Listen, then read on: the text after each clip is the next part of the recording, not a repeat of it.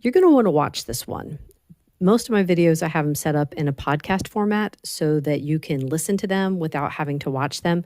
All except for something like my recipe videos. You might just check in here and there to see what I'm doing, but I try to, talk and say what I'm doing so you don't have to keep watching. I appreciate those kinds of videos myself because I can't always take the time to sit and watch them. I like to listen to videos while I'm cooking, cleaning, doing laundry, etc.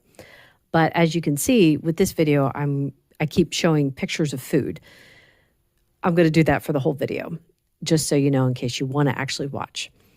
The reason I'm doing that is because it's for the people that say that this diet is restrictive. I've never understood that objection to this diet, that it's restrictive. I mean, you see all the different kinds of foods that I get to eat, and they are delicious. Yes, I'm not eating bread, but bread was always just a vehicle for the other things that I wanted to eat, like butter. So, I mean, if you get down to the most basic, it's like garlic butter. I could throw that on any meat and, I don't need garlic bread. I can have garlic butter steak. So things like the lunch meat and like if I wanted to have a hoagie, I could have it without the bread.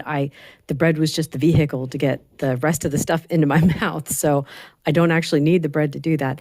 Same thing with like the pasta and the rice. Those were always just vehicles for the other stuff that I was eating. So I don't actually need those foods. As you can see in the pictures, I don't need the starches. Same thing with like the idea of vegetables, like, oh, you need the vegetables to be healthy. No, I found that I actually don't need the vegetables to be healthy. I feel better without the vegetables. My urinary tract infections stopped. My yeast infections stopped. So to me, eating this way is not restrictive. Feeling the way I did was restrictive. Yeah.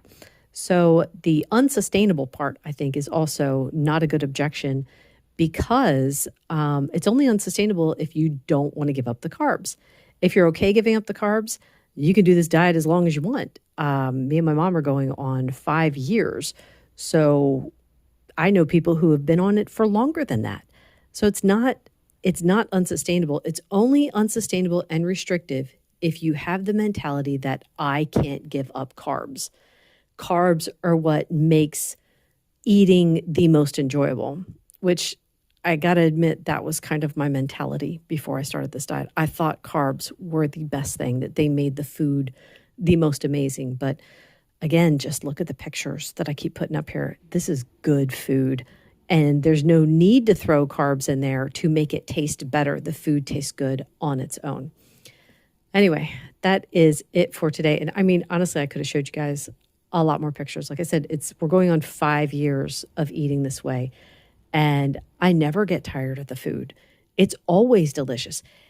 There will be days where I'll be eating the same thing over and over again because I have leftovers. And by the end of it, I'm ready for something new.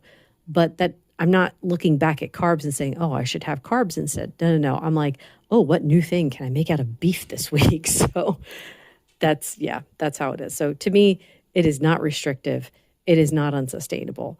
It is just the opposite. Thank you so much for listening. Bye.